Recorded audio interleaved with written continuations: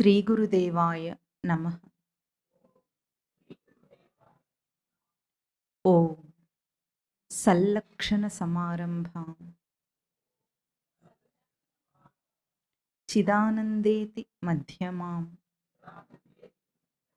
అస్మదాచార్య పర్యంతాం వందే గురు పరంపరాం. ఓం గీతామృత మహోదధయే నమః. ఓం గీతామృతాస్వాద ఆనందాయ నమః.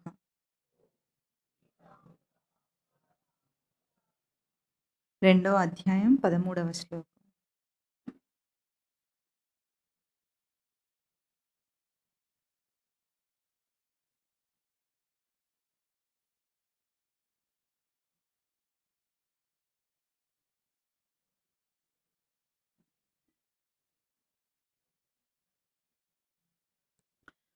దేహినోస్మిన్ యథా దేహే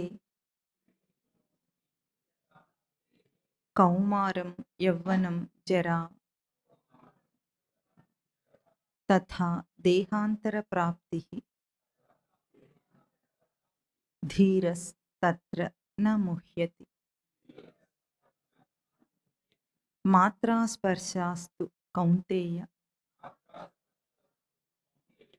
శీతోష్ణ సుఖ దుఃఖదాః ఆగమాపాయినో అనిత్యాః తాం స్థితిక్షస్వ భారత. ఈ రెండు శ్లోకాలు ఈ పూట మననం చేయాలి. భగవద్గీత ఎత్తుగడ, బోధ మొదలయ్యే ఎత్తుగడనే న అన్న పదంతో మొదలైందని పోయిన వారం చెప్పుకున్నాం. న అంటే అర్థం ఏమిటి? సంస్కృతంలో న అన్న పదానికి లేదు, కాదు అని అర్థం. దేనిని లేదంటున్నారు, దేనిని కాదంటున్నారు అంటే, జీవుడు ఎట్లా వచ్చాడు అసలు? సచ్చిదానంద స్వరూపుడైన వాడు జీవుడుగా ఎట్లా అయ్యాడంటే, లేనిపోనివన్నీ కూర్చుకొని పేర్చుకొని ఈ దేహము, విషయాలు, వ్యక్తులు అన్నిటినీ కూర్చుకున్న వాడై తన స్వరూపమును విడిచిపెట్టి జీవుడయ్యాడు. ఇప్పుడు తన స్వరూపాన్ని చూడాలంటే వేదాంతం యొక్క పోకడ, బోధ యొక్క పోకడ ఎట్లా ఉంటుందంటే, కాని దాన్ని తీసే, ఉన్నదేదో ఉన్నది ఉంటుంది, అది వెలికొస్తుంది. ఇప్పుడు ఎక్కడైనా మనం ఏవైనా విత్తనాలు నాటామనుకోండి, ఆ విత్తనం మొలకెత్తింది, చిన్నగా మొలకొస్తుంది. కానీ దాని చుట్టుపక్కలంతా కలుపు వచ్చేసింది.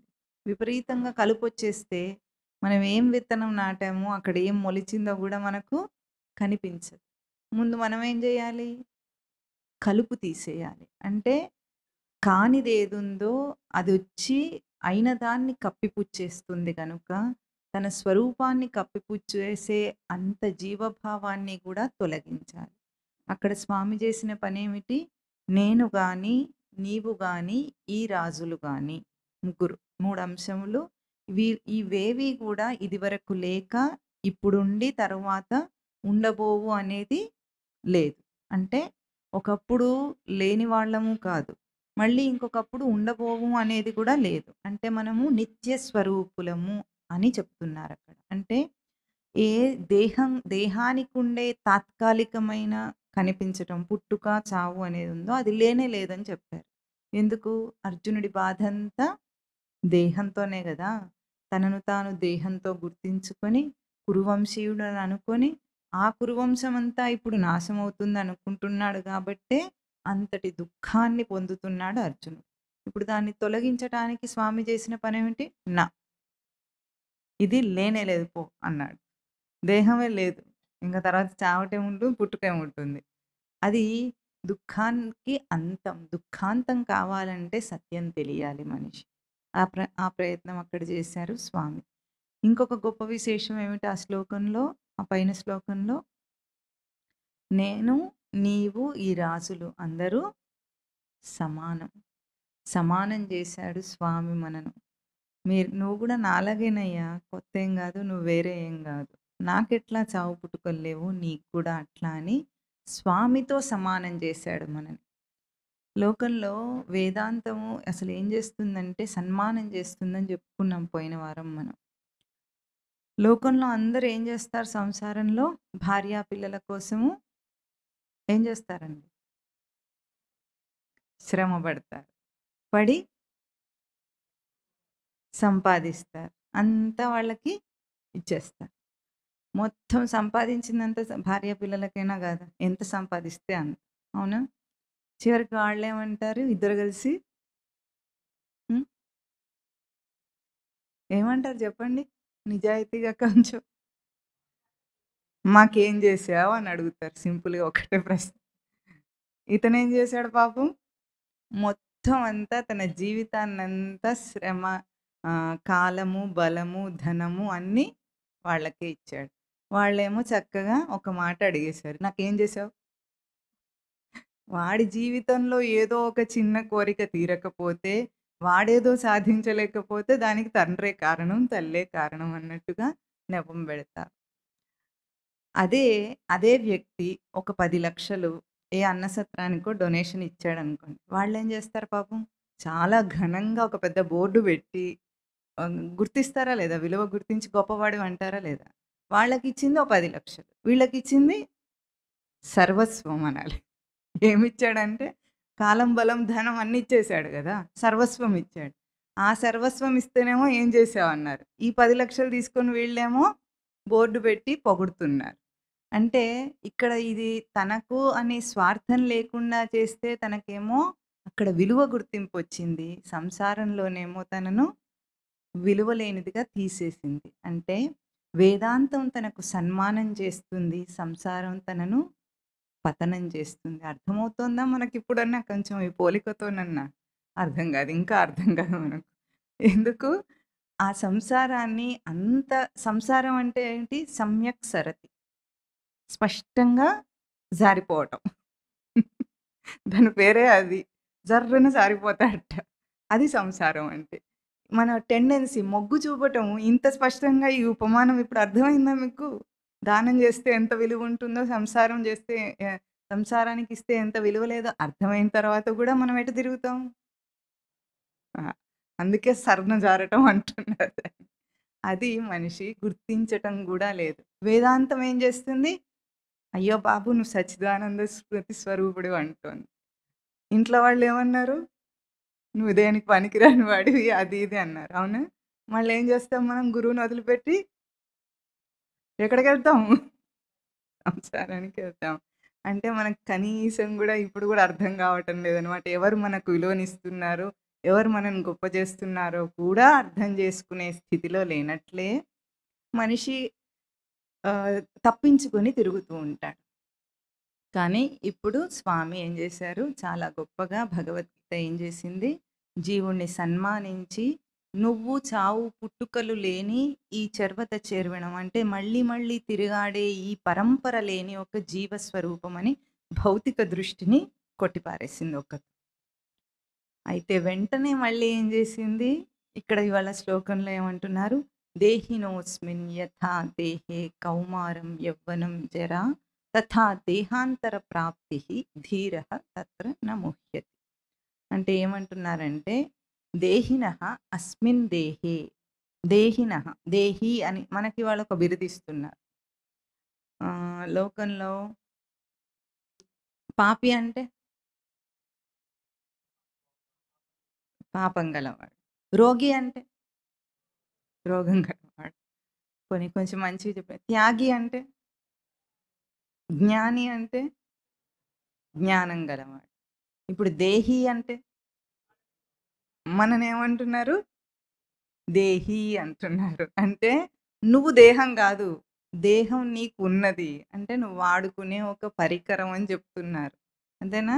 కానీ మనమేమనుకోని బ్రతుకుతాం? దేహమే నేను అనుకోని బ్రతుకుతాం. అట్లా అనుకుంటున్న మనకు ఆ దేహంతో పోల్చే దేహి అన్నొక సంజ్ఞనిచ్చింది. గుర్తునిచ్చిందనమాట. ఆ దేహి అని చెప్తున్నారు. ఆ దేహికి అస్మిన్ దేహే ఈ దేహమునందు యథా కౌమారం, యవ్వనం, జర అంటే 3 అవస్థలని జెప్పారు. 3 చెప్పారు గదా! అని మూడే అవస్థలనుకోవద్దు. Part food for the whole అంటే అక్కడ మొత్తము శైశవ, బాల్య, కౌమార, యవ్వన, వార్ధక్య దశలన్నీ చెప్పారు. అవెట్లా కలుగుతున్నాయో, ఈ 5 దశలెట్లా దేహమునందు కలుగుతున్నాయో, అట్లాగే దేహాంతర ప్రాప్తి. దేహాంతర ప్రాప్తి అంటే, ఒక దేహమును విడిచి ఇంకొక దేహమునకు వెళ్ళటం అనేది గూడా ఈ అవస్థలెట్లా వస్తున్నాయో దేహానికి, అట్లాగే అది గూడా ఒక అవస్థ. అంతే సింపుల్. ఇప్పుడు ఈ అవస్థ ధీరుడైన వాడు అంటే బుద్ధి కుశలత ఉన్నవాడెవరైనా సరే ఈ విషయంలో నా ముహ్యతి మోహమును చెందడు అంటున్నారు. అంటే అర్థం చేసుకోండి. ఇప్పుడు దేహానికి మనకు అవస్థలు కనిపిస్తున్నాయా లేదా? ఇప్పటిదాకా వచ్చిన దేహానికి శైశవ, బాల్య, కౌమార, యవ్వన దశలొచ్చినాయా? ఇంకా వార్ధక్యం రాలేదు, వస్తూ ఉంది. ఆన్ ది వేలో ఉన్నామా? ఆ! ఇప్పుడు ఈ దశలన్నీ వచ్చినప్పుడు, ఒక్కొక్క దశ మారిపోతున్నప్పుడు, అంటే శైశవం నుండి బాల్యం వచ్చినప్పుడు, బాల్యం నుండి కౌమారం వస్తున్నప్పుడు, కౌమారం నుండి యవ్వనానికొచ్చినప్పుడు, ఒక్కొక్క అవస్థలో అది పోయి ఇంకొకటొస్తుంటే నేను చచ్చిపోయి మళ్ళీ పుట్టాను, నేను చచ్చిపోయి మళ్ళీ పుట్టాను అనుకున్నారా మీరెప్పుడన్నా? అనుకోలేదు. అదెట్లా అనుకోలేదో దేహాంతర ప్రాప్తి అని ఒక పదం చూపించారు. అంటే దేహాంతరం అంటే ఈ దేహమును విడిచి ఇంకొక దేహమునకు వెళ్ళటం గూడా అటువంటిదే. చాలా సింపుల్. దానికి గూడా నువ్వేం కష్టపడి బాధపడిపోవాల్సిన అవసరం ఏమీ లేదు అని చెప్తున్నారక్కడ. అర్థమవుతుందా మీకు? అంటే మరణం అనేది దేహాంతర ప్రాప్తి అంటున్నారిక్కడ పదం. ఒక దేహం విడిచి ఇంకొక దేహం. చూడండి ఇక్కడ మనకు ఇన్ని అవస్థలు దాటుతుంటే వార్ధక్యం ఎంత బాధాకరంగా ఉంటుంది చెప్పండి. ఉంటుందా లేదా? అంత ఇంద్రియ తేజస్సంతా ఉడిగిపోయింది. ఏ ఇంద్రియం గూడా సరిగ్గా పనిజేయదు. ఎంతో కష్టపడి బలం తెచ్చుకొని, వశంలోకి తెచ్చుకుందామని ప్రయత్నం చేసినా, కాళ్ళు కూర్చోనివ్వవు, నడవనివ్వవు. చెవులు విననివ్వవు. కళ్ళు చూడనివ్వవు. అంత ఇంద్రియమంతా శిథిలమైపోతూ క్షీణ దశకు వెళుతోంది. అవునా? ఎంత ప్రయత్నించినా రావటం లేదు. చక్కగా వదిలేస్తే ఏమవుతుంది చెప్పండి? కొత్త దేహం వస్తుంది. కొత్త దేహం వస్తే పరమస్వామి వారు చెప్తారు, "నరవాహనం వస్తుందయ్యా" అంటారు. నరవాహనం అంటే చక్కగా అమ్మ, నాన్న ఎత్తుకొని తిరుగుతారు. ఎంతో గారాబం చేస్తారు. అందరూ గారాబం చేస్తారు గదా! ఎత్తుకుంటారు గదా! మరి ఇంకే చింత? హాయిగా వదిలేయాలి గదా!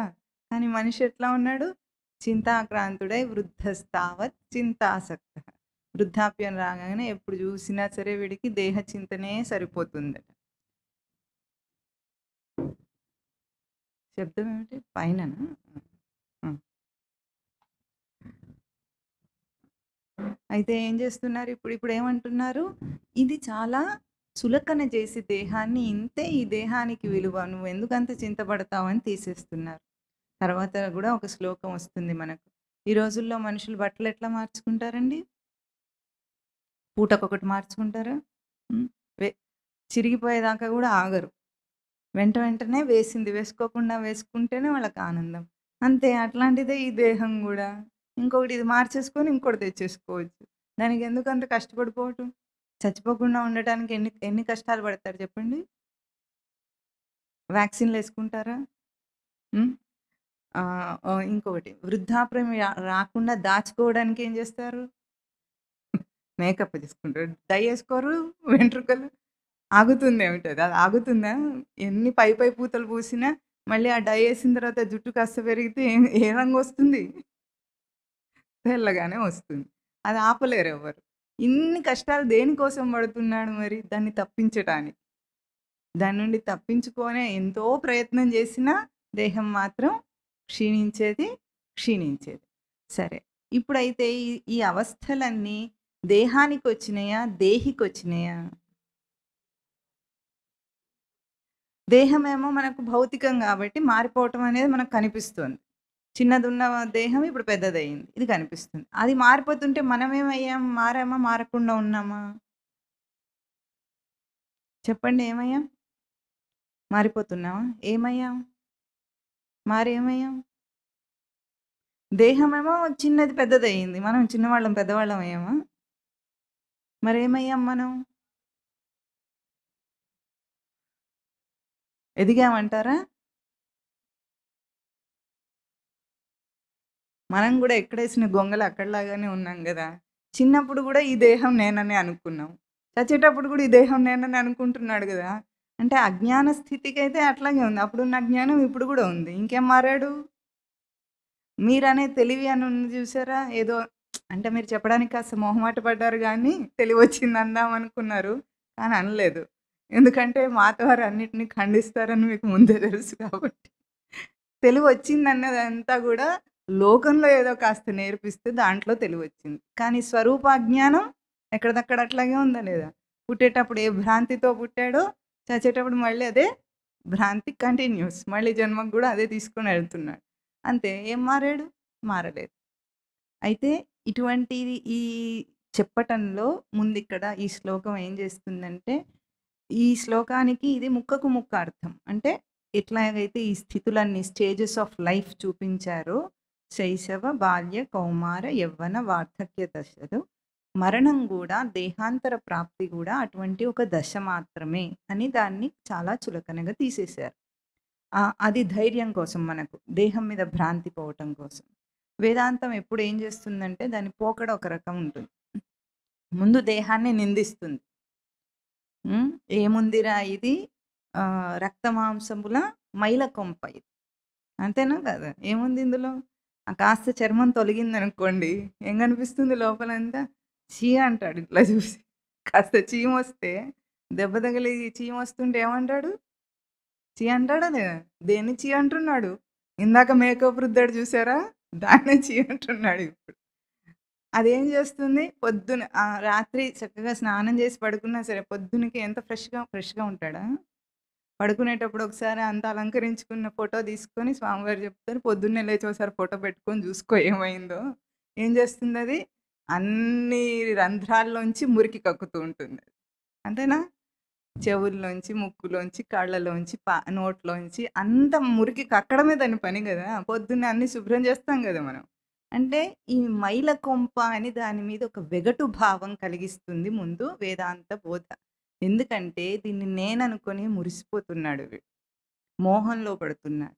కనుక ముందు దీని మీద విరక్తి రావాలి. ఎందుకు రావాలంటే నేను అన్న భ్రాంతి పోవటం కోసం, సత్యాన్ని చూపించటం కోసం. ఆ పని చేస్తుంది వేదాంతం. ఏమంటుంది? దేహాన్ని దుఃఖాలయం అంటుంది. భగవద్గీత దుఃఖాలయం అన్నది దేహాన్ని. అంటే అన్ని దుఃఖాలకు ఆలవాలం ఇది. ఇదే ఇల్లు. దీనివల్లనే కదా మనకున్న అన్ని కష్టాలు దేహానికి సంబంధించినవా వేరే ఏమైనా ఉన్నాయా మీకు ఒకసారి ఆలోచించుకోండి. ఈ దేహానికి సంబంధించిన ఇంకొన్ని దేహాలు. వాటికే కదా ఉన్న కష్టాలు. మనసు పడే ఆందోళన కూడా వాటికే కదా ఉన్నది. రోగాలు దీనికి. ఆ! ఆది. వ్యాధి కూడా మనసుకు దేహానికి వ్యాధి, మనసుకు ఆది. అవన్నీ దేనివల్ల వస్తున్నాయి? దేహ సంబంధిత సమస్యలు అంతేనా కాదా? అందుకు ముందు మనం ఏం తెలుసుకోవాలి? ఈ దేహం నేను కాదని తెలుసుకోవాలి. అప్పుడు అసలు కాంప్లికేషన్స్ అన్నీ ఒక్కసారి తొలగిపోతాయి. సమస్యలే ఉండవు అసలు సడెన్‌గా. అంతవరకు ఎన్నో సమస్యలున్న మనకు ఇప్పుడు ఏ సమస్య ఉండదు. ఒకసారి ఆ ఆ అనుభూతిని పొంది చూడండి. నేను దేహం కాదు అనుకున్న వెంటనే సమస్యలన్నీ క్లోజ్. ఒక్కసారితో అయిపోతాయి. ఇంకేం ఉండవసలు. ఏం చేయాలో పని కూడా చేయడానికి ఏముండదు అన్నట్టు ఉంటుందప్పుడు. ఆ స్థితి వచ్చిన తరువాత మరిప్పుడు దేహం ఎందుకొచ్చిందసలు? చెప్పండి.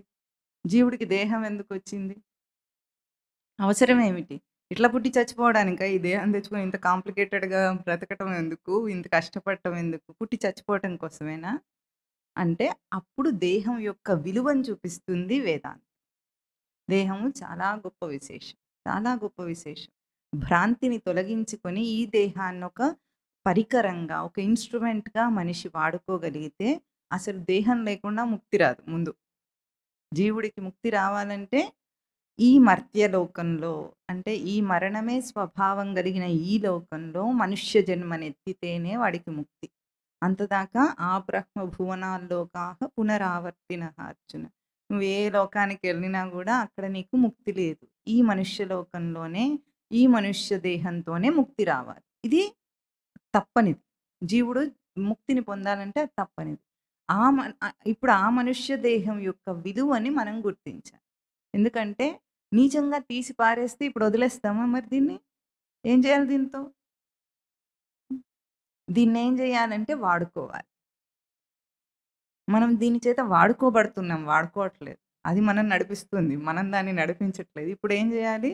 మనం దానికి గురి కాకుండా, దాని మార్పులకు గురి కాకుండా, ఇప్పుడు దేహమే నేననుకుంటే, దేహం క్షీణదశకెళ్తుంటే, నేనే క్షీణించానంత బాధపడతాడు మనిషి.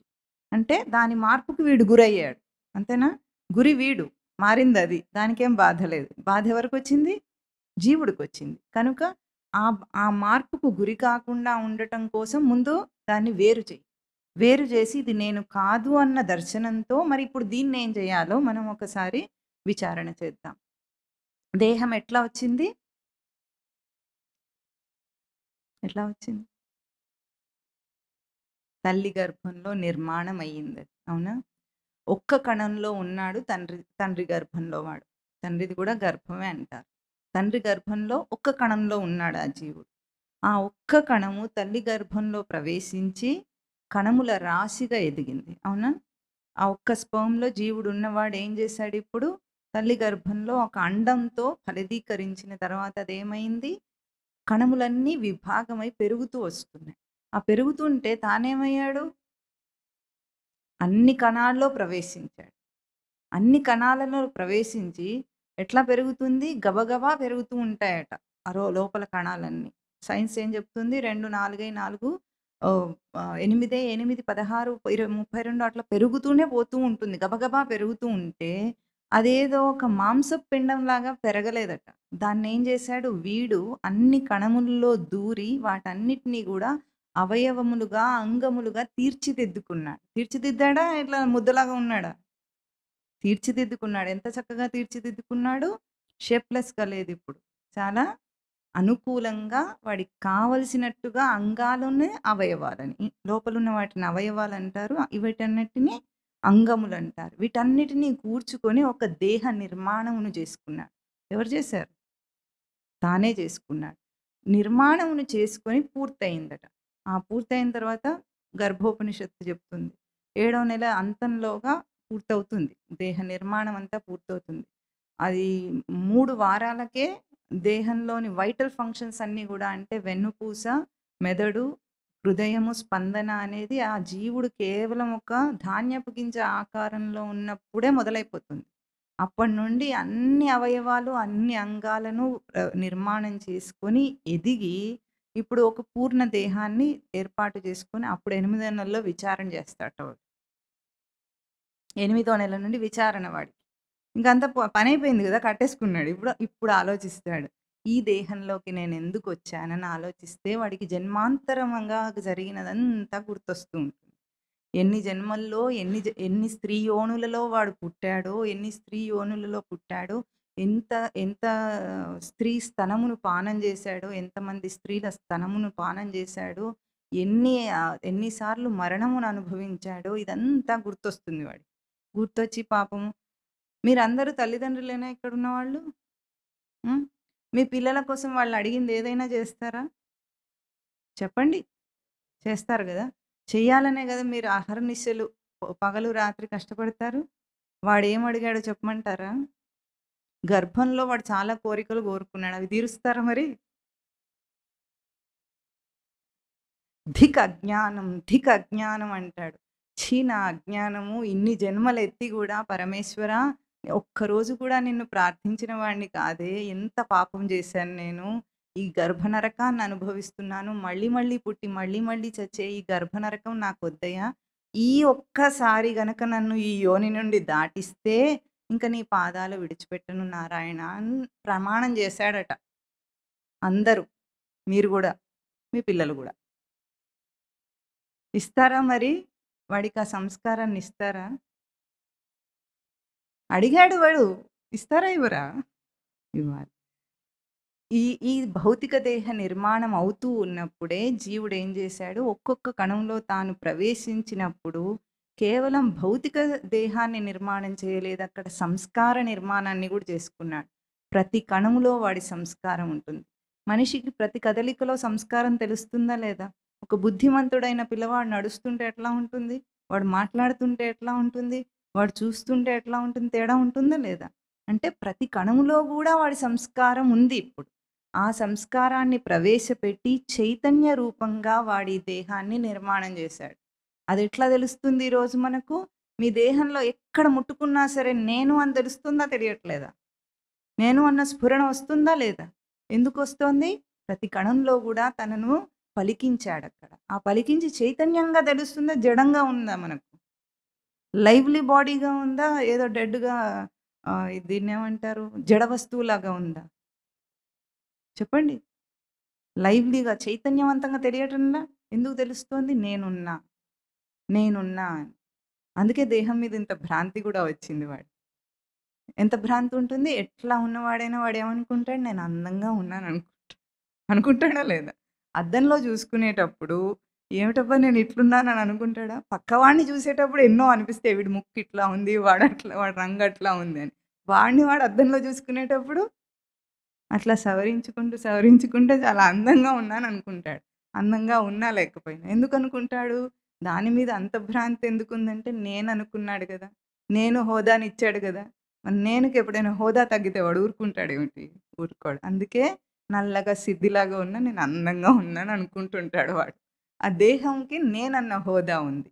అయితే ఇప్పుడు ఆ దేహాన్ని గర్భంలో నిర్మాణం జేసుకున్నాడు వాడు. ఆ ఆ దేహమునకు ఇప్పుడు పుట్టిన వెంటనే శిశుప్రాయం వచ్చిందంటాం మనం. శైశవావస్థ అంటే శిశుప్రాయం. ఈ శిశుప్రాయం అంటే మనం ఏమనుకుంటాం? అడ్డాల పాపడు. అంతే గదా! అడ్డంగా పడుకొనుంటాడని అనుకుంటాం. తర్వాత వాడు పెరుగుతూ ఉంటే మనకెట్లా ఉంటుంది? చక్కగా సరదాగా ఉంటుంది. వేడుకగా ఉంటుంది. అవునా? కానీ అసలు వాడేం జేస్తున్నాడో మనకేం తెలియటం లే. మొత్తం అజ్ఞానానికి ఆహుతయిపోయింది. మన మన శైశవావస్థ అజ్ఞానానికి ఆహుతయింది. పోనీ నీకప్పుడు ఎట్లాగో తెలియలేదు గదా! అని నీ కొడుకొచ్చాడు. వచ్చి వాడిప్పుడు నీ ముందు డెమాన్‌స్ట్రేట్ జేసి చూపిస్తున్నాడు. అయినా మనకేమైంది? అది గూడా అర్థం గాలేదు. శిశుప్రాయం అంటే తనూకరణే ధాతు. అంటే ఈ దేహాన్ని పలకరించుకుంటాడు వాడు. ముందు పుట్టగానే మొదటి 3 నెలలు శిశువు ఎట్లా ఉంటాడు? ఎక్కువగా కళ్ళు గూడా తెరవడు. ఎక్కువగా కళ్ళు తెరవకుండా ఎప్పుడు పడుకొనే ఉంటాడు గదా! ఎందుకట్లా ఉంటాడు? అదే ఒక ఆవుకు దూడ పుట్టిందనుకోండి. అదేం చేస్తుంది? పడుకుంటుందేమిటి? చక్కగా లేస్తుంది. తల్లి స్తనాన్ని వెతుక్కొని వెళ్ళి అదే పాలు తాగుతుంది. అమ్మ ఏమి దాన్ని పిలవదు, రమ్మనదు, ఏం జేయదు. కానీ మనిషి ఎట్లా ఉంటాడు? వాడు పడుంటాడట్లా. అమ్మ ఎత్తుకోవాలి. అప్పుడు అమ్మనే పాలు పట్టించాలి. వాడికి పాలు పట్టడం గూడా సరిగ్గా చేత కాదు. అంటే ఈ విషయంలో అన్నిట్లో ఇంత గొప్పవాడైన వీడు, ఈ విషయంలో మాత్రం ఇంత మొద్దుగా ఎందుకున్నాడు? అంటే జీవుడు మనుష్య జన్మనెత్తింది దేహధ్యాసను పెంచుకోవటానికి కాదు. వాడు దేహధ్యాసతో బ్రతకటానికి రాలేదు గనుకనే, దానికి స్వామివారు ఒక మంచి పాట రాశారు. ఏమిటంటే, కన్ను తెరవని ప్రాయమా జీవ జన్మాంతర ధ్యానమా అని అడుగుతున్నారు. అది జన్మాంతర ధ్యానమట. అంటే తల్లి గర్భంలో ఏ ధ్యానం చేశాడో, పుట్టిన తర్వాత దేహధ్యాసను తెచ్చుకోకుండా వాడింకా జన్మాంతర ధ్యానం కొనసాగుతుంది వాడికి.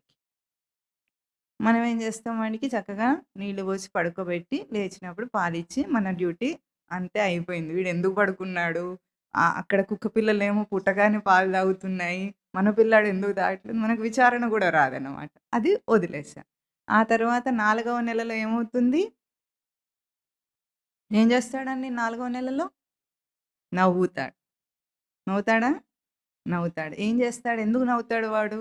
అంటే ముందు 4వ నెలలో వాడు కాళ్ళు, చేతులు ఆడించడం మొదలుపెడతాడు.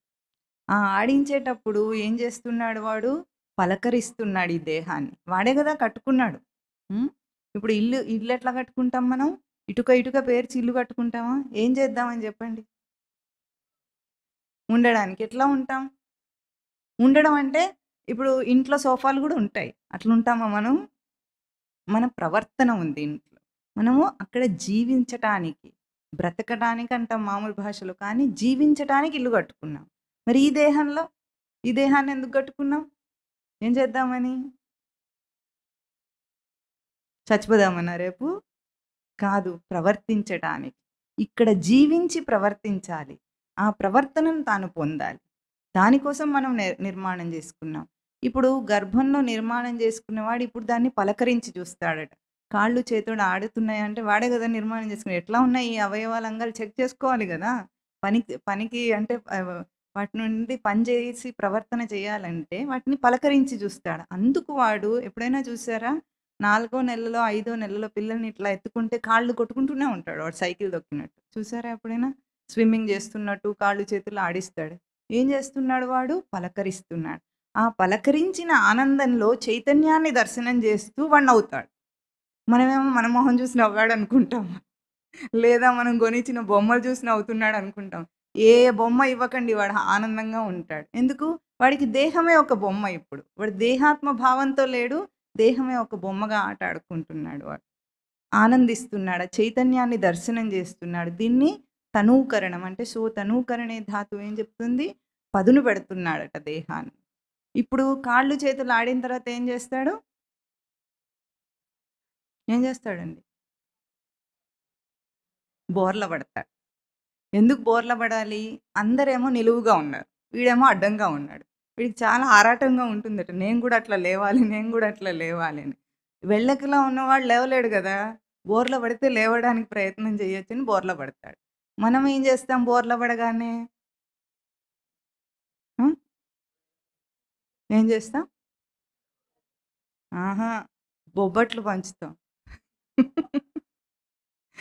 దేహంలో ప్రతి చిన్న మార్పుకి మనం వేడుకలు చేస్తామా? చెయ్యమా? మొదట ఏం చేస్తారు? పిడికిలి బిగిస్తే చలిమిడి పంచుతారట. తెలుసా మీకు? అది తెలంగాణలో చలిమిడులు, గిలిమిడులు ఉండవు. ఆంధ్ర వాళ్ళు చేస్తారవి. అవును. తర్వాత ఏం చేస్తారు? బోర్ల పడితే బొబ్బట్లు పంచుతారు. తర్వాత ఏం చేస్తాడు వాడు? నవ్వితే మీకు తెలియదు. ఎవ్వరు ఆంధ్ర వాళ్ళు లేరా ఇక్కడ? నిన్న చెప్పారు వాళ్ళు. నవ్వితే నువ్వులుండలు పంచుతారట. నవ్వితే నువ్వులుండలు. బోర్ల పడితే బొబ్బట్లు. పారాడితే పాయసం. అడుగులేస్తే అరిసెలు. గడప దాటితే గారెలు. తెలియవా మీకివన్నీ? తెలంగాణ వాళ్ళకి లేవా ఏమిటి? సరే. ఇవన్నీ వేడుకలుగా చేసుకుంటుంటారు. వాడేం చేస్తున్నాడు? చైతన్యవంతం చేస్తున్నాడు వాడి దేహాన్ని. మనకేమో అది అర్థం కావటం లేదు. మనమేమో ఇవన్నీ చేసుకుంటున్నాం. వేడుకలు చేసుకుంటున్నాం. ఈ వే ఈ వేడుకల క్రమంలో పరమస్వామి వారు అడుగుతారు, "రేపు నించునుచ్చబోస్తే ఏం చేస్తావు?" అని అడుగుతారు. ఇంకేదో పంచుతాం మనం. అంతే గదా! మనకొచ్చింది అంతే. వేడుక గావాలి మనకి. ప్రతిదానికి సరదా గావాలి, వేడుక గావాలి, కట్న కానుకలు గావాలి. అంతేనా? వీడు వాడికి కట్నం పెట్టాలి, వాడు వీడికి కట్నం పెట్టాలి. ఈ గోలలోనే సరిపోయింది గానీ, వాడేం జేస్తున్నాడు? శైశవం చేసుకుంటున్నాడు దేహాన్ని. తర్వాత పలకరించి నడుస్తాడు. నడిచిన తర్వాత అన్ని అవయవాలు, అంగాలన్నీ అంతా వాడికి అర్థమైపోయింది. ఇప్పుడేం జేస్తాడు? ఇంకొకటి మిగిలింది. ఏమిటో తర్వాత నడిచిన తర్వాత ఏం జేస్తారు? మాట్లాడాలి. వాగేంద్రియం ఉంది గదా! మరి దాన్ని గూడా పలకరించి వాడుకోవాలి గదా! రేపు మాట్లాడాలంటే. ఇప్పుడు దాన్ని పలకరించి ఏమంటాడు ముందు? అంటాడు. మనమేమనుకుంటాం? అదిగో అత్త అన్నాడు, అదిగో తాత అన్నాడు. వాడు 2 అనలేదు. వాడు అన్నాడు అంతే. ఎందుకు అనే శబ్దం ముందొస్తుంది? నాలుకను అంగిలికేసి కొడతాడు. కొడితే అప్పుడేమొస్తుంది? కొట్టి చూడండి. త. అంటే మనం తెలుగులో అత్త, తాత ఉంది గాబట్టి, వాడు అంటే తాత అన్నాడని ఎప్పుడైనా ఒకసారి అనకుండా అని అంటే అత్త అన్నాడని అనుకుంటాం. అదిగో అత్తొచ్చింది వాడు అత్త అన్నాడంటారు. మన గోల మనది, వాడి గోల వాడిది. వాడేం జేస్తున్నాడు? వాగీంద్రియాన్ని పలకరిస్తున్నాడు. పలకరించి దాన్ని గూడా వశం జేసుకున్నాడు. ఇంక వాడు పరిగెత్తుతాడు. ఇంక ఆపలేం వాడిని. అన్ని అవయవాలు, అంగాలన్నీ వాడికి వచ్చేసింది. ఏం జేస్తాడిప్పుడు తర్వాత? బాల్యావస్థకి ఎదుగుతాడు. అవునా? దేహాన్ని పలకరించుకున్నాడు. దేహంలో చైతన్యాన్ని దర్శనం చేశాడు. అందుకే నిర్మలమైన మనస్సుంటుంది శైశవావస్థలో ఉన్నప్పుడు వాడికి. ఈ కాలంలో ఉండటం లేదేమో వీడికి తెలియదు గానీ, ఎందుకంటే శైశవావస్థలోనే వాడిని టార్చర్ చేసే అమ్మ, నాన్నలు ఉంటారు గాబట్టి, వాడికి పోజులు పెట్టి, ఫోటోలు తీసి, ఏది చేసినా ఫోటో తీయి, అప్‌లోడ్ చెయ్యి, ఫోటో తీయి, అప్‌లోడ్ చెయ్యి. ఇదే పని గాబట్టి, వాడి నిర్మలత్వం చచ్చిపోయిందేమో వీడికి తెలియదు. ఇదేమో ఒక ఐడియల్ సృష్టి క్రమ నిర్మాణం జెప్తున్నాడు. ఇప్పుడున్న లోకం గందరగోళం గాదు ఇదంతా. సృష్టి క్రమంలో జరుగుతున్న నిర్మాణం. తర్వాత చైతన్యాన్ని ఆనందించిన వీడు బాల్యం అంటే బల ప్రాణనే ధాతు. బాల్యం అంటే బలమును పుంజుకుంటున్నాడట. ప్రాణమును పుంజుకుంటున్నాడు. ఏ ప్రాణమును పుంజుకుంటున్నాడంటే మనకేం కనిపిస్తుంది? భౌతిక దేహ ప్రాణం ఎట్లా కనిపిస్తుంది? వాయు సంచారం అనే ఒక శ్వాస ద్వారా మనకు ప్రాణం అంటే అదే అనిపిస్తుంది. కానీ అప్పుడు వాడేం చేస్తున్నాడంటే నేను అనే వాడికి చైతన్య సంచారం జరుగుతోంది. ఆ బలమును పుంజుకుంటున్నాడు. దేహమంతా నేనే తెలుస్తుంది వాడికి. దేహమంతా పలకరించి నిర్మాణం చేసుకొని వాడు ప్రవర్తనకొచ్చాడు గదా! వాడికి బలం వస్తోంది. ఇప్పుడేమిటి ప్రతి ప్రవర్తనలో నేను అన్న ఆ స్ఫురణను పొందుతున్నాడు. వాడు ఆ చైతన్యాన్ని దర్శనం చేయగలుగుతున్నాడు. అది బాల్యం వాడికి. దాని తర్వాత ఏమొస్తుంది? మనమేం చేస్తాం? బాల్యాన్ని గూడా టార్చర్ చేస్తాం. ఎట్లా టార్చర్ చేస్తాము? 5 ఏళ్ళకి ఏదో చదువుకోవాలి వాడు. నేర్పించాలి కొంచెమన్నా. బుద్ధిని గూడా పరిచయం చేయాలి గదా వాడికి. మనమేం చేస్తాం? 2.5 సంవత్సరాలకు, 2 సంవత్సరాలకే ఎక్కడేసేస్తారు పాపం? ప్లే స్కూల్‌లో ఏస్తారు. వాళ్ళేం నేర్పిస్తారు? ఓ అడ్డం గీత, ఓ నిలువు గీత, ఓ వంకర గీత. ఈ 3 గీతలకు 30,000 కట్టి చేర్చి వాడినక్కడికి పంపించి, వాడి మెడకో బ్యాగేసి వాడిని హింసించడానికే ఉన్నట్టుగా వాడిని టార్చర్ చేస్తుంటాం. వాడిని బాల్యం గూడా అనుభవించకుండా చేస్తాం. ఆ తర్వాత కౌమారావస్థ వస్తుంది. కుమార అవస్థ అంటే ఏమిటి? మామూలుగా భౌతికంగా చెప్తే దాన్ని ప్యూబర్టీ స్టేజ్ అంటారు. అంటే దేహ నిర్మాణంలో మొత్తం అవయవుల అంగములు పూర్ణ స్థితికొస్తుందనమాట. అంటే ఆహ్, ఇప్పుడు దీన్నేమంటారు? రిప్రొడక్టివ్ ఆర్గన్స్ కూడా పెరుగుతాయి వాడికి. ఈ ప్యూబర్టీ స్టేజ్ వచ్చినప్పుడు కుమార అవస్థ అంటారు దాన్ని. కుమారం అంటే ఏమిటి? కుత్సితాన్ మారయతి ఇతి కుమారః. అంటే కుత్సితమును హింసించాలక్కడ. ఏం కుత్సితం కలుగుతుంది? దేహంలో ప్రవర్తించి దాంట్లో నివసిస్తున్న వీడికి దేహాత్మ భావం రాబోతుంది. ఇప్పుడు చూడండి మనం ఒక చోట కాసేపు ఎక్కువ సేపు ఉంటే అక్కడ నాది అన్నట్టు పరిచేసుకుంటామా లేదా? ట్రైన్‌లో వెళ్తున్నారు. 2 రోజుల ప్రయాణం అనుకోండి. ఏం చేస్తారు? ఈ సీట్ నాది, ఆ సీట్ నీది. ఈ ఫ్యాన్ నాది. అంతేనా? మీదా అది?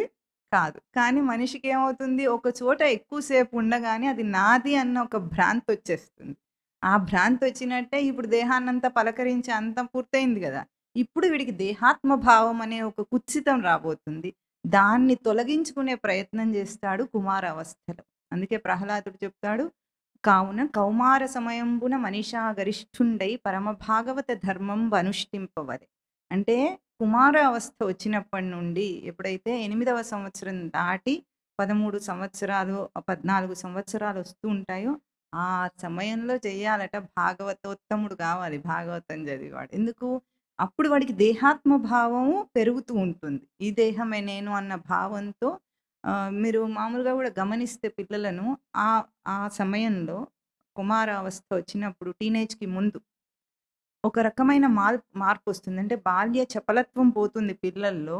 వాళ్ళు ఒక రకమైన మార్పు చూపిస్తారు వాళ్ళ బిహేవియర్‌లో. అది మీరెప్పుడైనా గమనించాలి. ఎందుకంటే దేహము పూర్తిగా ఎదిగిందనమాట ఇప్పుడు. పూర్తి స్థాయిలో ఎదిగిన దేహం మీద దేహాత్మ భావం వస్తూ ఉంటే, మనకేమో భౌతికంగా తెలియదు కానీ జీవుడు లోపల ఆ దేహాత్మ భావాన్ని ఒప్పుకోడు. ఎందుకంటే వాడి స్వరూపం గాదు గాబట్టి. కానీ వాడికి దేహం వల్ల బయట ప్రభావం వల్ల దేహమే నేనన్న భావం కలుగుతూ ఉంటే, దాన్ని తొలగించటానికి ప్రయత్నిస్తూ ఉంటాడు. ఆ సమయంలో మామూలుగా గూడా లౌకికంగా గూడా తల్లిదండ్రి యొక్క ఆదరణ చాలా అవసరం పిల్లలకు. ఆ సమయంలో పిల్లల్ని దగ్గరికి తీసుకొని వాళ్ళకి మంచి, చెడు విచక్షణ నేర్పించడం తల్లిదండ్రుల కర్తవ్యం. వాళ్ళ పాటాడి వాడికి ట్యూషన్ అని ట్యూషన్‌లో వారేసి స్కూల్ ట్యూషన్ వాడి బతుకు అది తప్ప ఇంకేం ఉండదు. అమ్మ, నాన్న కనిపించరు, వినిపించరు. ఏమన్నా ఉంటే తిను అని తిట్టడమే తప్ప, పాపం వాడికి ఆదరణగా 4 మాటలు మాట్లాడటమే కరువైంది ఈ రోజుల్లో. కాబట్టి అది కుమారావస్థ. అంటే దేహాత్మ భావమును తొలగించుకునే ప్రయత్నంతో ఉంటాడు. దాని తర్వాత ఏం రాబోతుంది వాడికి? యవ్వనమొస్తుంది. యవ్వనం అంటే ఏమిటంటే, మిశ్రణే ధాతువు. అంటే తన పూర్వపు సంస్కారంతో కూడతాడు. జన్మాంతరంగా ఆ జీవుడికున్న సంస్కారము పూర్ణంగా పరిమళిస్తుందప్పుడంటారు. అంటే ఇప్పుడు జీవుడు ఒక సంస్కారంతో వస్తున్నాడు. తల్లిదండ్రి ఒక సంస్కారాన్ని అలవాటు చేశారు వాడికి. ఇప్పుడు ఆ సంస్కారము, ఈ సంస్కారం అన్నీ వాడికొక వ్యక్తిగత సంస్కారం అనేదొచ్చి, అది పూర్ణ స్థాయిలో పరిమళించేది యవ్వనావస్థ. అది వాడెప్పుడైనా స్వరూప సంస్కారమే ఉంటుంది జీవుడికి గానీ, ప్రవృత్తి సంస్కారం ఉండదు. కానీ ఎందుకు అది నిజ సృష్టి రచన అది. అట్లాగుండాలి. కానీ ఈరోజు సరిగ్గా దీనికి వ్యతిరేకంగా ఉంటుంది. యవ్వనావస్థ వచ్చేటప్పటికి ఎట్లా ఉంటాడు వాడు? Most vulnerable stage of life. అన్నిటి ప్రభావం వాడి మీద ఉంటుంది. ఉంటుందా లేదా? ఏది చూసినా అది మనసుకు ఆకర్షణగానే ఉంటుంది. ఏది చూసినా అది కావాలనిపిస్తుంది. కోరికలను నిగ్రహించలేడు. ఇది నిజంగా సృష్టి రచన క్రమం కాదు. ఇది కేవలము సామాజిక ప్రవృత్తి దోషం. సమాజం చేస్తున్న ప్రవృత్తి దోషం. అందుకే ఈ యవ్వన అవస్థలో ఏ ఏ జీవుడైతే పూర్ణంగా బ్రహ్మచర్య నిష్ఠతో ఈ సాధనను అనుసరిస్తాడో వాడికి తిరుగులేదింక. వాడు తప్పకుండా ముక్తిని పొందుతాడు. అది బ్రహ్మచర్యం యొక్క గొప్పతనం. యవ్వనావస్థ యొక్క గొప్పతనం. మామూలుగా గూడా ఫిజికల్‌గా గూడా చూస్తే బాడీ ఫుల్ పొటెన్షియాలిటీ ఉంటుందా లేదా? పొటెన్షియాలిటీ ఉంటుందా లేదా? యవ్వనావస్థలో ఏదైనా చేయగలడు. రాళ్ళు తిన్నా కొండలను చేస్తాడా ఈ కాలం పిల్లలు? చిన్నప్పుడు బాల్యావస్థలోనే వాడికి అసిడిటీ ప్రాబ్లమ్ ఉంటుంది. రాళ్ళేం అరిగిస్తాడు వాడు. పప్పు తిన్నా అరగట్లేదు ఈ కాలం మనుషులకు. రాళ్ళు పక్కన పెట్టండి. మీకు ఒక హాస్యం చెప్పాలంటే మొన్న వీడు యూట్యూబ్‌లో మనదే ఒక వీడియో చూస్తున్నాడు. ఏదో వేరే పనిలో ఉండి అది ప్లే అవుతుంది. అందులో అడ్వర్టైజ్‌మెంట్స్ వస్తుంటాయి గదా! వీడు అటువంటివి చూడక సంవత్సరాలు అయిపోయింది. ఏం చెప్తాడో గూడా వీడికి తెలియదు. కానీ ఆ స్కిప్ బటన్ నొక్కడానికి చెయ్యి సరిగ్గా లేదనమాట. అది నొక్కడానికి వీలు లేక అడ్వర్టైజ్‌మెంట్ వినాల్సొచ్చింది. చెప్పమంటారా ఏమిటో మీకందరికి తెలిసే ఉంటుంది. వీడికంటే కొత్త గాని. ఒక బాత్రూమ్‌లోంచి ఒక అబ్బాయొస్తాడు. చిన్న పిల్లవాడు. వాళ్ళమ్మ "అయిందా? అయిందా?" అని అడుగుతూ ఉంటుంది. అయిందా అంటే వాడు హుహు అంటాడు. మళ్ళీ రెండో రోజు కూడా అదే వస్తుంది. వాడు బాత్రూమ్ నుంచి వస్తాడు. వాళ్ళ అమ్మ, నాన్న అక్కడ ఎదురు చూస్తూ ఉంటారు. ఎదురు చూస్తూ అయిందా? అయిందా? అని అడుగుతారు. ఏమైందో మరి. అయితే వాడు మళ్ళీ కూడా కాలేదంటాడు. ఆ తర్వాత వాళ్ళు అన్నపూర్ణ ఆట తినిపిస్తారు వాడికి. అన్నపూర్ణ ఆటతో చపాతీలు తింటే మర్నాడు వాడు మళ్ళీ బాత్రూమ్ నుంచి వచ్చేటప్పటికి అయిందా? అంటే ఆ! అంటాడు వాడు. ఏమైంది? విరేచనం అయిందనమాట. ఈ కాలంలో పిల్లలకు విరేచనం అవ్వటం గూడా చాలా సంతోషించదగిన విషయం. ఇంకా రాళ్ళు దీన్ని అరగదీస్తారా వీళ్ళు? అరగదీయరు. అది సృష్టి రచన క్రమం. ఇదేమో సమాజ నిర్మాణం. మనందరం దగ్గరుండి చేసుకున్న సమాజం అనమాట ఇది. ఏది తిన్నా అరగకుండా చేసుకుందెవరు? ఎవరు కారణమో చెప్పండి దీనికి చూద్దాం. హ్మ్. మనమంటే మన చదువులు, తెలివితేటలు. ఎందుకో తెలుసా? ఎందుకు అరుగుదల లేదో తెలుసా మీకు ఈ కాలంలో? మనం పొద్దున్న లేచినప్పటి నుండి పేస్ట్ నోట్లో పెట్టుకుంటామా? అది కెమికల్. మనం స్నానం చేస్తామా? అది కెమికల్. తర్వాత మనం మౌత్ వాష్‌లు గట్రా వాడతారా? అవి కెమికల్స్. ఇవన్నీ మనం ఎందుకు తయారు చేసుకున్నాము? క్రిమి సంహారం చేయటం కోసం. అవునా? ఈ కాలంలో ఇంకా శానిటైజర్ వాడతారు. అవునా? గొప్ప మేధావులు వాళ్ళు. ఎందుకంటే శానిటైజర్ అనేదేమిటి? క్రిమి సంహారమైన సంహారక కెమికల్. అవునా? దాన్ని పూసుకుంటాడు చక్కగా. కడుక్కోరు. ఇంక అట్లాగే ఉంచేసుకుంటారు. కెమికల్‌ని రుద్దుకొని దాంతోనే తింటాడు. ఇప్పుడు లోపలికెళ్ళిందా? వెళ్ళలేదా? చెప్పండి. వెళ్ళింది. లోపల మన దేహమును నడవాలంటే కొన్ని వందల కోట్ల క్రిములుంటాయి అందులో. మన జీర్ణాశయం. అవన్నీ పని చేయకపోతే మనం బతకం. మనకు తిన్నది అరగదు గూడా. అవన్నీ గూడా ఈ క్రిమి సంహారకాలతో చచ్చిపోతున్నాయి. అంటే చెడు బాక్టీరియాతో పాటు మంచి బాక్టీరియా గూడా చచ్చిపోతుంది. అవెప్పుడు పనిచేయవో ప్రోబయోటిక్ అంటారు. అప్పుడు మనకు తిన్నదే అరగటం మానేస్తుంది. అందుకే చిన్న పిల్లలకు గూడా ఏమీ అరగట్లేదు. ఈ కెమికల్‌ని తయారు చేసిన మహానుభావులెవరు? అతి తెలివైన మనిషి. బాగా చదువుకున్న మనిషి. ఈ కెమికల్ ఎక్కడుంటుంది? కూరగాయలనన్నిటిని కెమికల్‌లో ముంచి మనకిస్తాడు వాడు. పళ్ళెక్కడి నుండొస్తాయి? కెమికల్‌లో ముంచి ఇస్తారు. పూర్తి శుద్ధమైన శాకాహారం తిన్నా కెమికల్ నుండి తప్పించుకునే పరిస్థితి లేదు ప్రస్తుత కాలం. నూనె కెమికల్. కెమికల్ లేనిదేదైనా ఉందా? బ్రెయిను ఎప్పుడు కెమికల్ రియాక్షన్సే కదా అవుతుంటాయి. అప్పుడప్పుడే అడ్రినాలిన్ రిలీజ్ అవుతుంటుంది. డోపమైన్ రిలీజ్ అవుతుందట. వీడు పొంగిపోతూ ఉంటాడు, కృంగిపోతూ ఉంటాడు. ఇది గోల. ఇది గాదు యవ్వనం అంటే. యవ్వనం అంటే తన జన్మాంతర సంస్కారం చేత తన సచ్చిదానంద స్మృతిని గుర్తించగలిగే ఏ స్థితి ఉంటుందో అది యవ్వనం. ఆ తర్వాత వార్ధక్యం అన్నారు. వార్ధక్యం అంటే భౌతికంగా చూస్తేనేమో దేహం క్షీణించి ముసలాడు అంటాం. మనం ఏమంటాం? చెప్పండి. ముసలాళ్ళు ఎట్లా ఉంటారు? హ్మ్. అంగం గలితం ఫలితం ముండం దశన విహీనం జాతుం తుండం అంటారు. అంగం గలితం అంటే దేహం అంతానేమో ముడతలు పడిపోయిందట. ఫలితం ముండం. ముండం అంటే తల. తల నెరిసిపోయిందట. దశన విహీనం జాతుం తుండం అంటే పళ్ళన్నీ సగం ఊడిపోయి, సగం ఉండి ఏమైంది? దానికి షేప్‌లెస్‌గా తయారయింది. వృద్ధో యాతి గృహీత్వా దండం. వృద్ధుడేమవుతాడు? కర్ర పట్టుకొని బయలుదేరతాడట వాడు. తదపిని ముంచతి ఆశాపిండం. అప్పటికి గూడా వాడికి ఆశ చావదట. ఇది భజగోవింద స్తోత్రంలో శంకరాచార్యులు చెప్పారు. ఇది వాడి భౌతిక దేహ స్థితి. కానీ దాన్నేమన్నాము? వృద్ధాప్యం అన్నాం.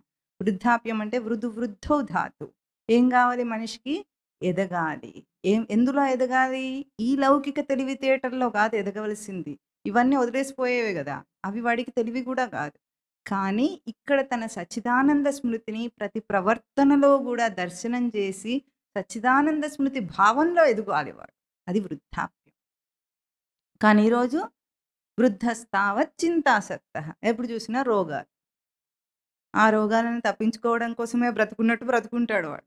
వాడు తినే తిండి తక్కువ, యేసుకునే మందులెక్కువ. అంతేనా? అయినా బ్రతుకున్నా అనిపించుకుంటాడు అట్లా. ఉన్నావంటే ఏమంటాడు? ఉన్నా. ఎట్లా ఉన్నాడు? చచ్చిపోకుండా బ్రతికున్నాడు అంతే. చైతన్యవంతంగా బ్రతికలేడు. ఎట్లా ఉన్నాడు? చచ్చిపోకుండా బ్రతికున్నాడు. ఎందుకు? జీవితకాలం అంతా గూడా చేసింది వృధా చేష్టలే గదా! అంటే ఈ దేహ యానంలో, ఈ దేహ ప్రయాణంలో మనిషి ఎంత విజ్ఞానాత్మకంగా బ్రతకాలో, అంత అజ్ఞానాత్మకంగా బ్రతుకుతున్నాడు. ఏమైంది జీవితమంతా? మట్టి పాలవుతుంది. ఏమాయేరా బ్రతుకు? మట్టి పాలాయె. ఇందుకా పుట్టింది? కాదంటోంది ఇక్కడ శ్లోకం గూడా. ఈ దేహికి అయితే ఇప్పుడు మరి ఈ దేహ అవస్థలన్నిటిని దాటి బుద్ధి తెచ్చుకునే లోపల అంతా అయిపోయింది స్టోరీ. మళ్ళీ గర్భనరకం వస్తుంది. మళ్ళీ గర్భంలో ప్రార్థన చేస్తాడు. మళ్ళీ పుట్టిన తర్వాత అమ్మ, నాన్న భ్రాంతిలో పడేస్తారు. ఇప్పుడు వీడికి తప్పించుకునేదెట్లా? అంటే ఈరోజు శ్లోకం ఏం చెప్తుందంటే, ఈ శైశవ, బాల్య, కౌమార, యవ్వన, వార్ధక్య దశలన్నీ కూడా దేహమునకు కాదట, దేహికొస్తున్నాయట. దేహి ఎవరు? దేహి ఎవరండి? ఎవరైనా వేరే వాళ్ళా? ఎవరు? జీవుడు. నేనే. ఎవరు దేహి? దేహం కలవాడు దేహి గదా! మరి దేహం కలవాడు ఎవరు? నేనే. ఈ దేహికి ఈ అవస్థలున్నాయి గానీ, దేహమునకు గాదు. దేహమేమో భౌతికంగా అట్లా కనిపిస్తుంది. దేహి ఈ అవస్థలను అనుభవించాలి. ఎట్లా అనుభవిస్తాడు? ఒక్కొక్క ప్రవర్తన గూడా ఈ దేహంలో ప్రతి కదలిక గూడా తన సచ్చిదానంద స్మృతిని పొందటానికి ఒక అవకాశం అది.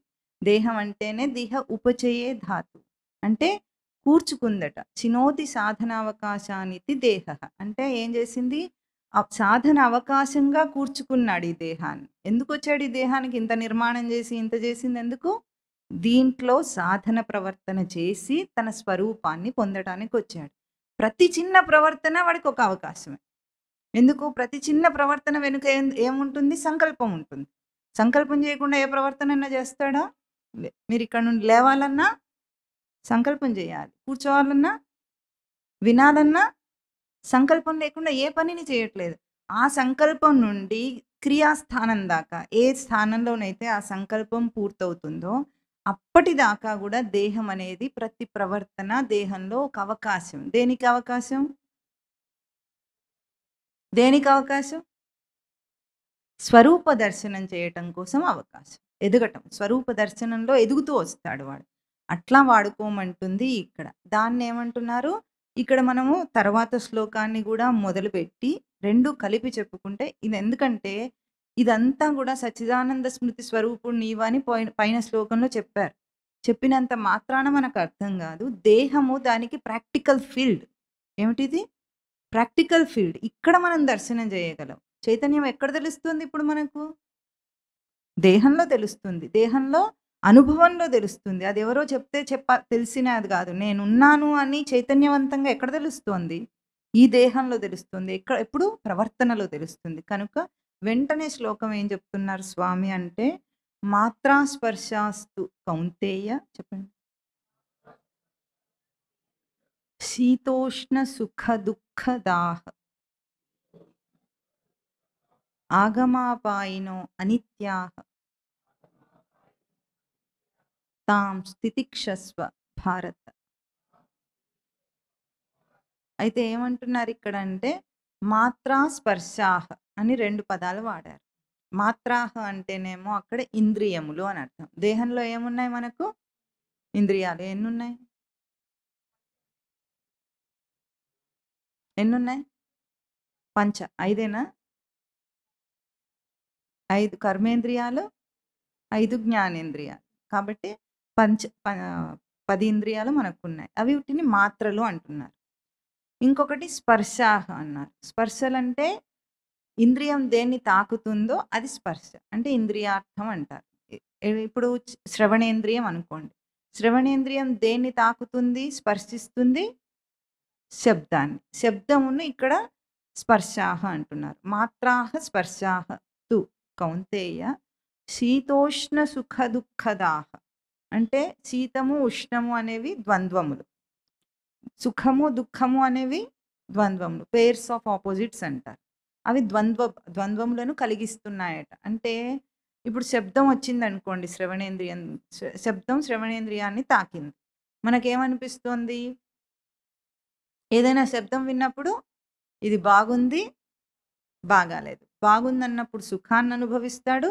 బాగాలేదన్నప్పుడు దుఃఖాన్ని, కష్టాన్ని అనుభవిస్తాడు. అంటే ప్రతి స్పర్శ ఇంద్రియమునకొచ్చే అన్ని ఇంద్రియ స్పర్శలన్నీ గూడా శబ్ద స్పర్శ రూప రసగంధములేవైతే శ్రోత్రత్వక్ చక్షుర్జిహ్వ ఘ్రాణ ఇంద్రియములకొస్తున్నాయో అవన్నీ గూడా ద్వంద్వములను కలిగిస్తాయి మనకు అని చెప్తున్నారు. అవెటువంటివి? ఆగమాహ అపాయినః. అంటే వచ్చేవి, పోయేవి. ఈ వచ్చే, పోయే వాటిని తాన్ తితిక్షస్వ. వాటిని నువ్వు నిగ్రహించు, ఓర్చుకో అంటున్నారు. గబుక్కున ఏదన్నా రాగానే తుస్సుమని పొంగకు. మళ్ళీ కృంగకు. అంటే ఎట్లా ఉంది? బాగుంది, బాగుంది అనిపిస్తుంది ఏదైనా ఇంద్రియ స్పర్శ రాగానే. కాసేపయితే అదే బాగాలేదు, బాగాలేదు అనిపిస్తుంది. ఒక మంచి మ్యూజిక్ వింటున్నారు. మీకు నచ్చిన పాట. హ్మ్. ఎట్లా ఉంటుంది? మొదలు పెట్టగానే బావుంటుంది. గంట అయిన తర్వాత ఎట్లా ఉంటుంది? పర్వాలేదు. తర్వాత ఇంకాసేపు అట్లాగే ఉంటే ఆఫ్ చేస్తారా? ఎందుకు చేశారు? బావుండింది గదా! మొదట్లో వినగానే ఆహా! అనుకున్నారా? అంత బావుండింది గదా! కాసేపయిన తర్వాత అది గోలలాగా ఉంటుంది. అవునా? చెవులో జూరీగలాగా ఇదేంటి ఇక చాలని ఆపేస్తాడు. అది ఆ స్పర్శ వీడికేమిచ్చింది? సుఖమునిచ్చింది, దుఃఖమును గూడా ఇచ్చింది. సుఖం రాగానే బావుంది, బావుందన్నాడు. దుఃఖం రాగానే వద్దు, వద్దు అన్నాడు. ఇట్లా చెయ్యకుండా తాన్ తితిక్షస్వ. హే భారత, భారత అని అక్కడ అర్జున్ని సంబోధన చేస్తూ ఏమంటున్నారు? అట్లా గాదయ్యా పొంగిపోవటం, కృంగిపోవటం గాదు. కాస్త వాటిని ఓర్చుకో, నిగ్రహించు అని చెప్తున్నారు ఈ శ్లోకంలో. ఇప్పుడు మనం అర్థం చేసుకుందాము. మరి ఇంద్రియములు, ఇంద్రియార్థముల ఆట ఆడుకుంటున్నామా లేదా రోజంతా మనం ఆడే ఆట ఏమిటి? చెప్పండి ఏం ఆట ఆడతాం? ఇంద్రియములు, ఇంద్రియార్థములు. ఇదే గదా మన ఆట. దేహంతో ఆడే ఆటంతా అంతే. ఇంకా ఏమైనా ఉంటే మనసు, మనసు గూడా అంతరింద్రియం అని చెప్పుకున్నాం. మనసు, బుద్ధి, చిత్తం, అహంకారము అంతరింద్రియం. మనస్సులో వచ్చే భావాలన్నీ గూడా ఆటే గదా! వీటి యొక్క ఆట ఏమిటో ఇప్పుడు కొద్దిగా మనం అర్థం చేసుకుందాం. ఇంద్రియములను మాత్రలన్నారు. మాత్ర అంటే ఏమిటండి? లోకంలో మనం మాత్రని దేన్నంటాం? టాబ్లెట్‌ని అంటాం. మాత్ర అంటే అర్థం ఏమిటి? కొలత అని అర్థం. మాత్ర అంటే కొలత. టాబ్లెట్‌ని మాత్ర ఎందుకంటామంటే అది నియమిత కొలతలో మనకిస్తారు. 100 ఎంజీ, 500 ఎంజీ, 200 ఎంజీ ఇస్తారు గాబట్టి అది మాత్ర అని దానికొక గుర్తొచ్చింది. మాత్ర అంటే కొలత అని అర్థం అనమాట. కొలిచింది మాత్ర అంటాం. ఇప్పుడు ఇంద్రియములను మాత్రలంటున్నాం. ఇంద్రియం ఏం కొలుస్తుందండి? ఏం కొలిచి తీసుకుంటుంది ఇంద్రియము? ఇంద్రియమునకు స్పర్శ ఉంది. స్పర్శాహ అన్నారు గదా! ఇంద్రియమునకు స్పర్శ ఉంది. దాన్నేమో మాత్ర అంటున్నారు. దాన్ని కొద్దిగా మనం ఇక్కడ అర్థం చేసుకుందాం. ఇప్పుడు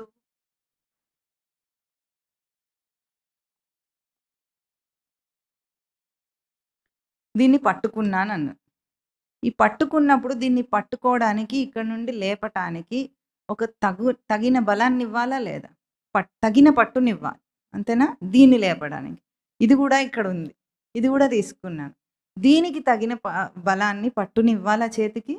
ఈ 2 గూడా ఇప్పుడు కొలిచి చేశానా? కొలవకుండా చేశానా? కొలిచి చేశాను. ఎక్కడి నుండి కొలిచాను? ఏం కొలిచాను? ఇప్పుడు దీన్ని పట్టుకున్నంత బలం దీన్ని అక్కర్లేదు. తెలిసిపోతుంది మనకు. దీనికి ఎంత తేలిగ్గా ఇప్పుడు దీన్ని పట్టుకున్నంత తేలిగ్గా దీన్ని పట్టుకుంటామేమిటి? అప్పుడు ఇది కింద పడిపోతుంది. అంటే ఏది పట్టుకోవాలన్నా మనం వెంటనే దాన్ని కొలిచి చేస్తాం. అవునా? ఒక కోమలమైన పువ్వు ఉందనుకోండి. దాన్ని గట్టిగా ఇట్లా పట్టుకుంటామా? నలుపుతామా? నలపం. ఎంత బలమిస్తే, ఎంత పట్టిస్తే అది మన చేతిలో పట్టుకుంటుందో అంతా ఇస్తాం. ఏం చేసింది చెయ్యి దాన్నేం చేసింది? కొలిచి పట్టుకుంది. ఏం కొలిచింది? దీని బరువు నాకు తెలుసా ఇప్పుడు? తెలుసా నాకు? దీని భౌతిక బరువు నాకు తెలుసా? తెలియలేదు. దీని బరువు తెలుసా? తెలియదు. అయినా నేనేం కొలిచానిప్పుడు? దేన్ని కొలిచాను? కొలిచామా లేదా? కొలిచాం. ఏం కొలిచాను చెప్పండి? తన చైతన్యాన్ని కొలిచాడు. అంతే గదా! పట్టివ్వటం అంటే ఏమిటి? పట్టివ్వటం అంటే ఏమిటండి? చైతన్యాన్ని కొలవటమే గదా! ఎంతివ్వాలో అది. వోల్టేజ్ స్టెబిలైజర్ ఉంటుంది చూసారా మీరు? వోల్టేజ్ స్టెబిలైజర్ ఏం చేస్తుంది? ఎంత వోల్టేజ్ రావాలో అంతే ఇస్తుంది. ఎక్కువొస్తే గూడా దానికి కంట్రోల్ చేసి దాన్ని కావలసినంత మాత్రమే నియంత్రించి ఇస్తుంది. అట్లా మనం చేస్తున్నామా లేదా? చేస్తున్నామా లేదా? నడిచేటప్పుడు కూడా చేస్తాం ఆ పనిని. ఎలాంటి ఫ్లోర్ ఉందో దాని మీద నడవటానికి ఎంత గ్రిప్ ఇవ్వాలో అట్లా నడుస్తాం. రఫ్‌గా ఉన్న చోట. ఇంకా మనకు బాగా స్మూత్‌గా ఉందనుకోండి ఫ్లోర్ దాని మీద ఎట్లా నడుస్తాం? జాగ్రత్తగా అడుగులేస్తాం. పల్లంలో నడుస్తున్నాం అనుకోండి అప్పుడు ఎట్లా నడుస్తాం? బిగువు ఇస్తాం కాళ్ళకు. ఇవన్నీ కొలుస్తున్నామా లేదా? దేన్ని కొలిచాం? బయట కొలిచామా? లోపల కొలిచామా? ఎంత బాగా కొలుస్తున్నాడు, ఎంత తెలివిలేని వాడైనా కొలుస్తాడు. పసిపిల్లాడు కూడా కొలుస్తాడా? కొలవడా?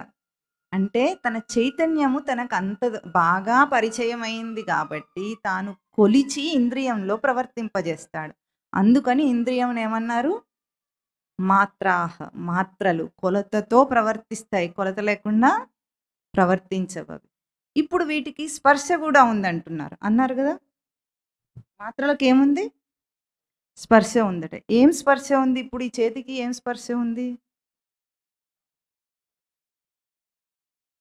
కాగితం స్పర్శ ఉందా? ఆ! ఇంద్రియానికి ఉభయత్వం ఉంటుందట. ఉభయత్వం ఏమిటంటే దానికి 2 స్పర్శలున్నాయి. ఏం స్పర్శ ఉంది? ఇప్పుడు ఈ చేతికి దీని యొక్క తేలికపాటి స్పర్శ గూడా ఉంది. అప్పుడే అదే సమయంలో నా చేతి యొక్క పట్టు స్పర్శ గూడా ఉంది. అవునా? 2 స్పర్శలు ఉన్నాయా లేవా దీనికి? అంటే ఒకటేమో బాహ్య స్పర్శ, ఇంకొకటి అంతర్స్పర్శ. 2 స్పర్శలతో ఇదుంది. ఇక్కడ శ్లోకంలో ఏం జెప్పారు? స్పర్శలన్నీ గూడా ఆగమా అపాయినః అన్నారు. వచ్చేవి, పోయేవి. ఇప్పుడు ఈ పట్టులో వచ్చి, పోయే స్పర్శ ఏది? ఎల్లప్పుడూ ఉండే స్పర్శ ఏది?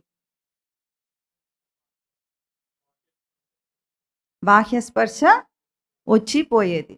ఉండేది? ఉండేది తన చైతన్యపు కొలత ఏదైతే ఇచ్చాడో ఆ స్పర్శ ఎప్పుడూ ఉంది. ఇప్పుడు అదే విషయము ఇప్పుడు మనము ఇద్దరు వ్యక్తులు షేక్ హ్యాండ్ ఇచ్చుకున్నారనుకుందాం. ఒకరినొకరు తాకారు. అవునా? ఎవరి స్పర్శ తెలుస్తుంది? హ్మ్.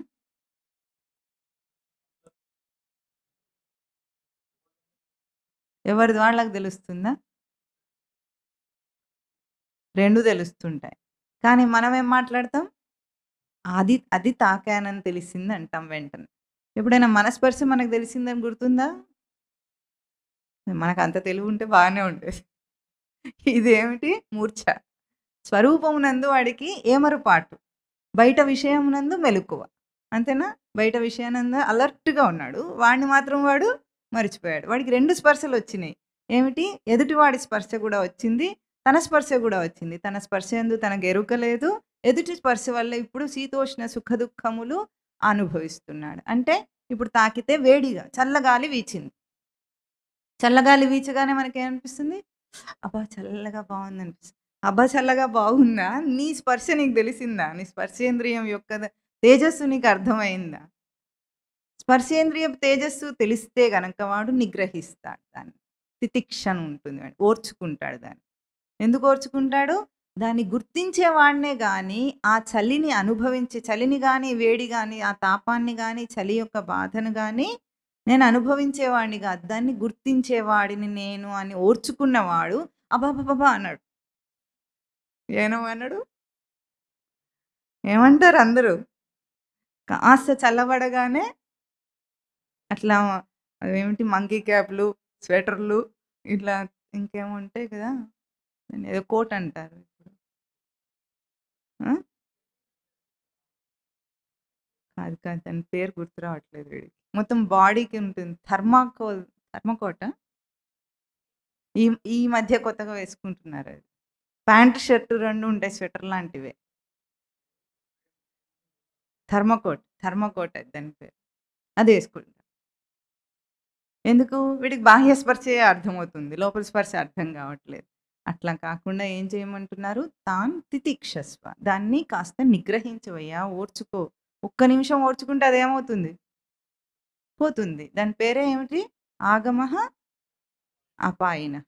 ఇది అక్కడ జరుగుతున్నదైతే, ఇప్పుడు తను ఈ స్పర్శలన్నిటిలో గూడా తన సచ్చిదానంద స్మృతిని ఎట్లా గుర్తిస్తాడు అన్నది ఇక్కడ చాలా ముఖ్యమైన సాధన జీవుడు చేయవలసింది. ఎందుకంటే, ఇది ప్రాక్టికల్ ఫీల్డ్ దేహం తెచ్చుకుంది. పుట్టినప్పటి నుండి ఎన్ని పనులు చేసుంటాం. చేశామా? ఎన్ని ప్రవర్తనలు చేసుంటాం. మళ్ళీ మళ్ళీ ఏం చేస్తున్నాం? చేసిందే చేస్తున్నాం. చేసిందే చేస్తున్నాం. విసుగన్నా రాకలేదు. ఎందుకు చేస్తున్నామంటే జీవుడికి కావాలి. ఇప్పుడు ప్రవర్తించాలి, నా స్వరూపం తెలియాలి. వాడికేమో ఒక ప్రవర్తన జరిగింది. అందులో స్వరూపం తెలియలేదు. ఇప్పుడు వెంటనే ఏం చేస్తాడు? ఇంద్రియాన్ని మార్చేస్తాడు, విషయాన్ని మార్చేస్తాడు, ఇంకొక ప్రవర్తన చేస్తాడు.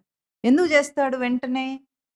భగవద్గీత చెప్తుంది తర్వాత అధ్యాయంలో ఏమంటుంది? నహి కశ్చిత్ క్షణమపి జాతు తిష్టతి అకర్మకృత్ కార్యతే హ్యవశః కర్మ సర్వః ప్రకృతిజైర్గుణైః. ఒక్క క్షణం గూడా, ఒక్కడు గూడా ఎప్పుడూ కర్మ చేయకుండా ఉండనే ఉండడట. ప్రతిసారి వాడి ప్రవృత్తికి తగిన కర్మను చేసి ఊరుకుంటాడట వాడు. ఎందుకు చేస్తున్నాడట్లా కర్మ అంటే, ఆ కర్మలో తన స్వరూపాన్ని గుర్తించే వరకు ఈ దేహధారికి ప్రవర్తన తప్పదు, దేహం తప్పదు. అది గుర్తిస్తే ప్రవర్తనతో పని లేదు వాడికి.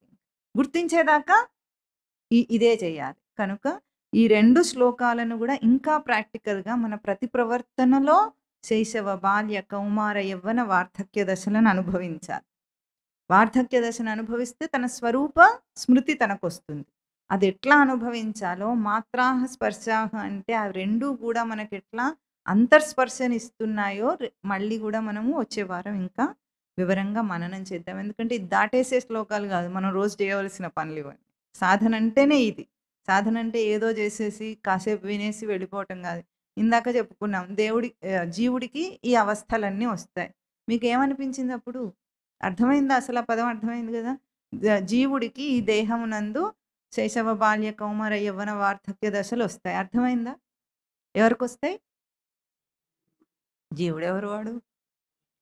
నాకే వస్తాయన్న అనుభూతి మీకొచ్చిందా? వచ్చిందా? కొంతమంది ఇట్లా గూడా దింపారు. తొందరగా రాదు. ప్రాక్టికల్‌గా ఇట్లా మనం అనుభవించి ప్రవర్తనలో దర్శనం చేసేదాకా అది నాకే గలుగుతుందని మనకనిపించదు. ఒక ప్రశ్న అడగమంటారా? మీరందరూ పుట్టారు గదా! ఇంకా మనం చచ్చిపోలేదు గానీ మనందరం పుట్టామా? పుట్టిన అనుభవం మీకుందా? హ్మ్. లేదు. ఎన్నో జన్మల్లో పుట్టాడు గదా జీవుడు. అన్ని జన్మల్లో ఎన్ని సార్లు పుడితే అన్ని సార్లు చచ్చిపోతాడా లేదా? పోనీ ఆ చచ్చిపోయిన అనుభవం మీకుందా? లేదు. ఎందుకు లేదు? ఇప్పుడు కొత్తగా మళ్ళీ చావంటే మనకెంత భయంగా ఉంది. అలవాటు లేని పనిలాగుంది. అవునా? కానీ ఎన్ని సార్లు చచ్చిపోయాం? పుట్టిన ప్రతిసారి చచ్చిపోయాడు. అన్ని సార్లు పుట్టాడు. అన్ని సార్లు చచ్చిపోయాడు. ఈసారి గూడా పుట్టాడు. ఇంకా చావలేదు గానీ చద్దాం అనుకుంటున్నాడు. ఇంకా మనకది భయంగానే ఉంది. అంటే అనుభవం లేని పనిలాగా ఉంది గానీ, ఎంతో అనుభవం ఉన్న చేష్టలాగా లేదది. ఎందుకంటే, అది మనకు కలుగలేదు గనుక. పుట్టిందెవరు? దేహం. చచ్చిందెవరు? దేహం. మనమెవరము? జీవుడు. జీవుడికి అనుభవం రాలేదు. పుట్టుక అనుభవం, చావు అనుభవం రాదు గూడా ఎప్పటికి. ఎందుకు? వాడు పుట్టేవాడు, చచ్చేవాడు కానే కాదు కాబట్టి. ఇంత ఇంత నిరూపిస్తుందా లేదా ప్రతి విషయం మనకు?